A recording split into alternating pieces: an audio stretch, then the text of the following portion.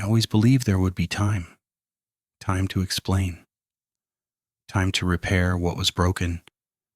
Time to say the words I kept pushing forward into tomorrow. I told myself silence was temporary, that waiting was careful, that patience was wisdom. It's strange how fear can wear the mask of maturity. I remember when the distance between us began. There was no fight, no shouting, no slammed doors, only quiet changes, longer pauses, shorter answers, smiles that arrived late and left early. There were moments, small ones, where honesty could have entered the room. And every time I closed the door first, not because I didn't care, because I cared too much about the wrong thing, I cared about comfort, about not disturbing the balance, about not facing consequences. I told myself I was protecting them from pain. But the truth is simple. I was protecting myself from discomfort. Fear doesn't scream. Fear negotiates. It offers delays, reasonable delays, convincing delays. Not tonight. They look tired. This isn't the right mood. You'll do it tomorrow. Tomorrow became next week. Next week became next season. And the truth stayed locked inside my chest, like a second heartbeat. I started rehearsing the confession alone, in mirrors, in parked cars, in the dark before sleep. I knew exactly how it should sound. Direct, calm, honest. I even practiced the pauses. But courage never arrived when the opportunity did. Only hesitation, and hesitation is expensive, because truth has weight. And the longer you carry it alone, the heavier it becomes. Conversation started feeling incomplete. Even laughter felt slightly wrong, like a song played half a second off tempo. I noticed they looked at me differently sometimes. Not with suspicion, with expectation, like someone waiting for a missing sentence. I felt it. And still I waited. Because I believed something dangerous. I believed there would always be more time. Then the call came. Unexpected, quiet, serious. The kind of voice people use when reality is already decided. I remember the sensation in my body. Stillness, not panic. Stillness. Like the world had stopped to watch my delay catch up with me. The room I walked into smelled like disinfectant and silence. Machines whispered in the background. Time moved differently there, slower, heavier.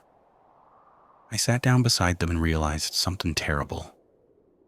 The future I had been waiting for no longer existed. There was only now, and now doesn't negotiate. So I spoke. Not the rehearsed version, the real one. Messy, direct, human. I said everything I'd hidden behind careful words for too long. Every truth, every mistake, every fear-driven decision. They listened without interruption. No anger, no shock, no visible disappointment, just listening. Which somehow hurt more. Because silence can be a verdict. When I finished, my hands were shaking. I waited for the reaction I had feared for years. It didn't come. Instead, they said something soft, almost gentle. I waited for you. Not accusation, not surprise, recognition. Those 4 words carried years inside them. They knew something was missing. They felt the distance I pretended wasn't there. They weren't confused, they were patient. And patience has limits. I realized then that silence is never neutral. Silence is a message. Delay is a decision. Waiting is an action. I thought I was preserving love, but I was only postponing damage. Truth arrived between us at last, but it arrived without power to heal, because timing matters. Timing changes everything. The same truth spoken early can build trust. Spoken late, it breaks it. Some confessions save relationships, others only explain why they couldn't be saved. I tried to apologize. The words sounded small. Late apologies always do. They squeezed my hand once, not tightly, not weakly, just once. And in that touch there was something final. Not rejection. Closure. The kind that doesn't ask permission. I walked out of that building with the strange feeling that life had split in two. The version where I spoke sooner and the version where I waited. I live in the second one now. And it is quieter. Not peaceful, just quiet. Sometimes I replay small moments, chances I ignored, questions I softened, truths I edited. I wonder how many doors I closed with silence. How many bridges hesitation burned slowly. People think lies destroy trust. Sometimes delay does more damage than lies, because delay feels like indifference, and indifference cuts deeper than mistakes. Now the truth exists, but it exists like a scar, proof, not cure. Some truths rebuild, some truths repair, and some truths arrive only to teach.